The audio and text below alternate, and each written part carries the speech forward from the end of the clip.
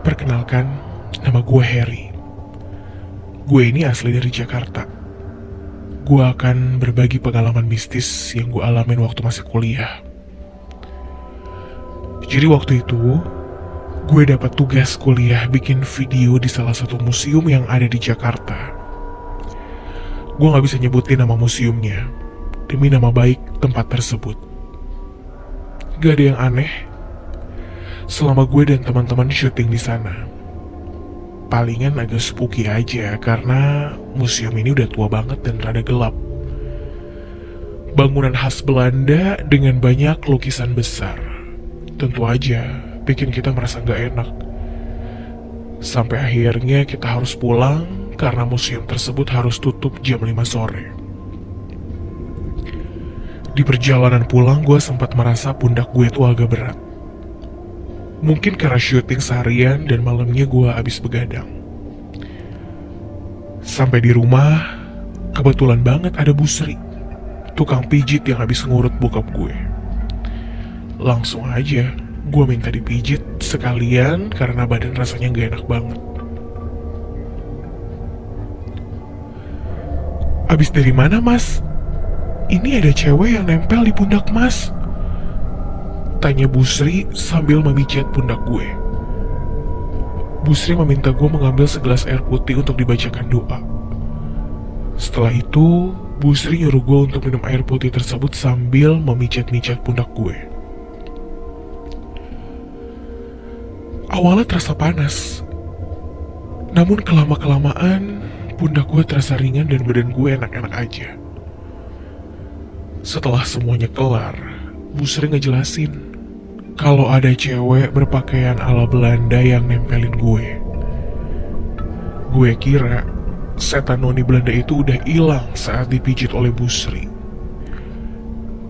Tapi ternyata malamnya setelah kejadian itu dan malam-malam berikutnya, gue mimpi didatengin hantu cewek berpakaian Belanda.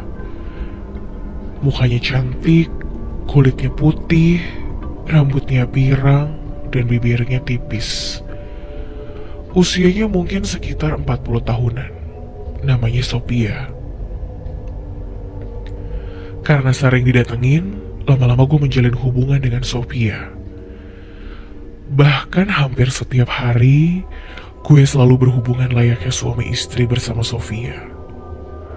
Semua begitu nyata dan gue sangat menikmati hubungan ini. Imbasnya, gue jadi males kuliah. Semua aktivitas gue terbengkalai karena gue lebih banyak ngabisin waktu di kamar untuk tidur supaya bisa ketemu sama Sophia. Hingga pada akhirnya, sebuah kejadian mengerikan terjadi sama gue. Waktu itu pakde gue yang tinggal di Jawa nginep ke rumah. Gue gak tahu kenapa tumben-tumbenan dia ke Jakarta dan datang pada malam hari. Kebetulan gue baru aja pulang dari main. Setelah salaman, Pak D ngasih gue segelas air untuk diminum. Karena gak mikir macem-macem, gue minumlah itu air dan masuk ke kamar untuk bertemu dengan pujaan hati dalam mimpi. Tapi apa yang terjadi? Dalam mimpi malam itu gue gak bertemu Sophia. Gue bertemu dengan seorang cewek dengan muka hancur dan bau busuk. Matanya keluar dan penuh darah. Badannya hitam seperti orang terbakar. Dalam mimpi gue lari ketakutan. Namun setan itu terus ngejar gue. Sampai akhirnya gue teriak-teriak sampai terbangun. Dan gue kaget.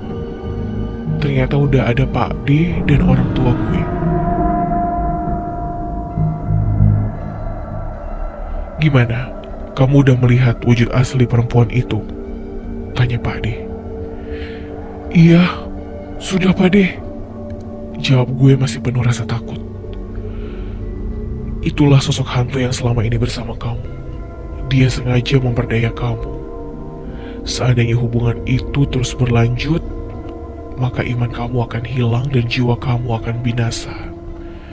Nasihat Pak di malam itu. Usut punya usut, karena melihat gue berubah jadi males-malesan, orang tua gue mendatangkan Pak D yang ngerti dengan hal-hal gaib. Dan dari hasil terawangannya dia melihat gue lagi menjalin cinta terlarang dengan makhluk gaib. Karena lalu dibiarkan, gue bisa jadi pelingkup setan. Mau gak mau Pak D datang ke Jakarta untuk menyembuhkan gue. Dan gue bersyukur bisa lepas dari jeratan iblis tersebut.